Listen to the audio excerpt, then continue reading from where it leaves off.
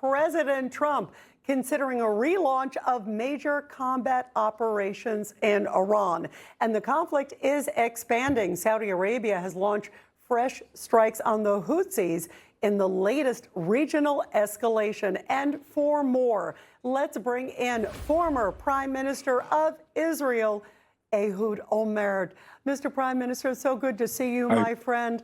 This has been just interesting to see what's happening. And it seems that negotiations have stalled. Do you expect to see a major military escalation against Iran soon? There certainly seems to be a major buildup from the U.S. side, many more military assets moving into the region. And of course, President Trump seems to be very fed up with Iran. You know, Rita, there is a saying that at the beginning of a book or the beginning of a movie, if there is a gun, at some point it will start to shoot. So you ask yourself, when you bring all these armies and all these carriers and all these weapons closer to the scene, what is it up for, if not to use them? However, in the last 13 days, there were military attacks, American military attacks in different parts of Iran. And last night it was quiet. Now there are different statements made by the president, and I'll tell you something.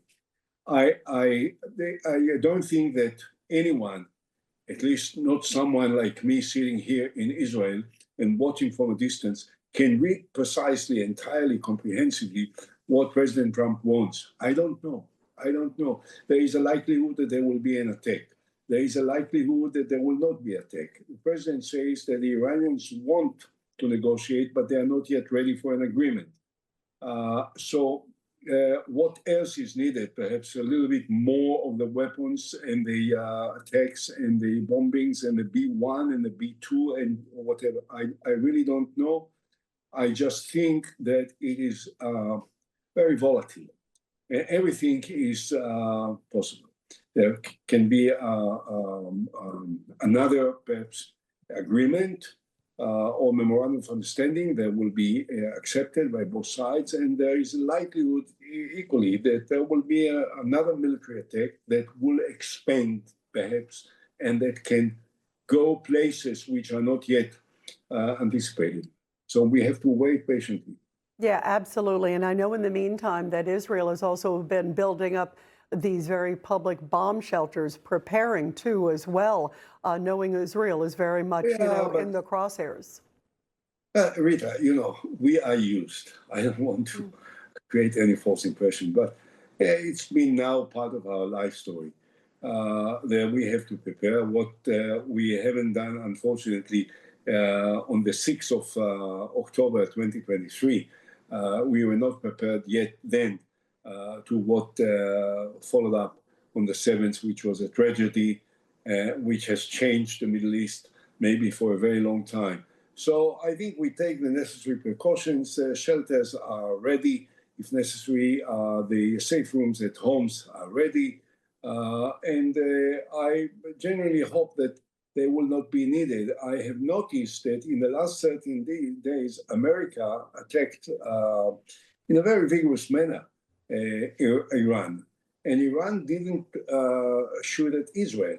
They were shooting at the neighboring countries. They were shooting at Bahrain, at Oman, at Saudi Arabia, at the Emirates, but they were not shooting Israel. So maybe they understand something about the possible reaction of the Israeli Air Force, which they don't like. And maybe even if there will be an American attack, a renewed American attack, and perhaps broader, more comprehensive military attack in Iran, that the Iranians will not necessarily rush to include Israel in that context. Let's wait and see.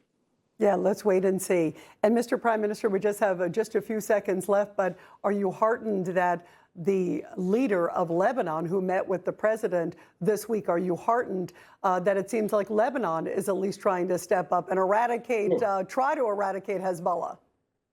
Sure.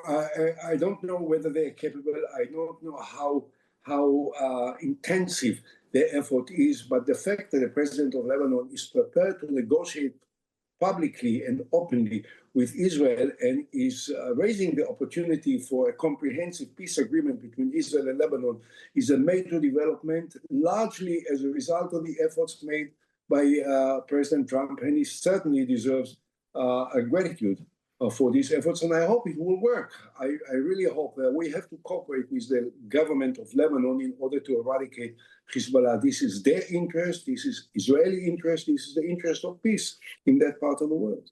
Absolutely. It really is such a historic moment, and let's pray that peace comes to that region.